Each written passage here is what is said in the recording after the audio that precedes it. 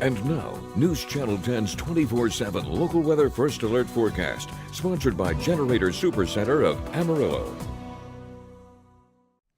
Well, good Tuesday morning, everyone. I'm meteorologist Sheldon Bashir here, checking in with a quick look at some warmer, windier weather out there for the day today. Now, recapping your Monday, we got up to about 83 degrees. So far this morning, we are seeing high 50s and low 60s around the region. So hardly say it's very mild out there. Really overall unseasonably warm, as our normal overnight low should be right around 50 to 51 degrees. We're well above that number around a lot of the areas, save for maybe Dumas and Elkhart there at 51 and 52 degrees. Let's take a look, though, at our next weather maker. This is one of the big primary things that we're going to be focusing on here going into these next couple of days. It's going to be windier for your Tuesday and Wednesday. Now, we're not looking at an extreme wind event. That's the good news, and we're not really looking at fire danger either, which is even better news, but still windier than what we have been used to. Here's the general upper level setup. We're going to see that high pressure system kind of take over, and while that's just setting up some windier conditions out there, it's going to dry us out a little bit, and it's going to get those daytime highs 80s and 90s.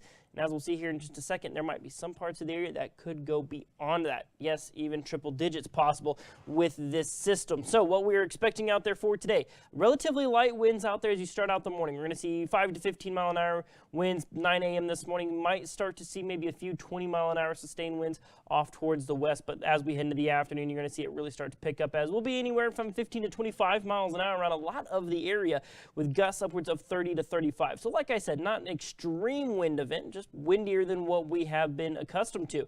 Thankfully, those winds don't last all day long, as we go into the early evening period, we'll start to see those wind speeds relax just a little bit overnight, 5 to 15 miles an hour, but tomorrow they pick up again.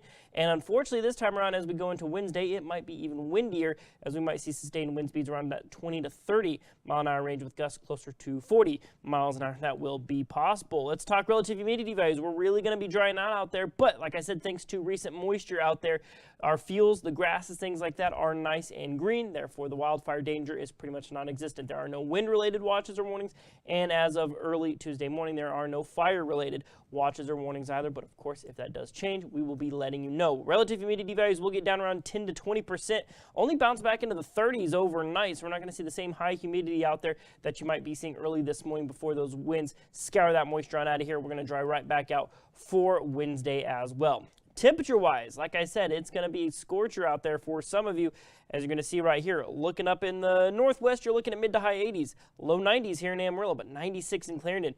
And yes, you see that right there. Down around the Childress area, it could be hitting 100 degrees there. Up on the Caprock, you're seeing mid-90s. They're off towards kind of the northern and northeastern parts of the region. Then for your Wednesday, it's going to be equally pretty toasty out there, but maybe just a few degrees cooler. 88 here in Amarillo, with maybe only high 90s in those hotter places around the region. But your normal daytime high is right now at about 80 degrees, right on the nose, which of course those average highs are going up as we work our way towards the summer months. But this is certainly pretty toasty out there from our current standards, especially if you go back 7 days to last Monday and Tuesday. We were in the 50s all day long, so it's a far cry from that. You're going to see those warm temperatures stick around, as we're expecting to be in the 80s all week long. As it currently sits right now, not really looking at any significant rain chances here in the forecast. We will cool and calm for Thursday, thankfully, and then settle in the mid-80s with relatively lighter winds as we head on into, of course, this upcoming weekend.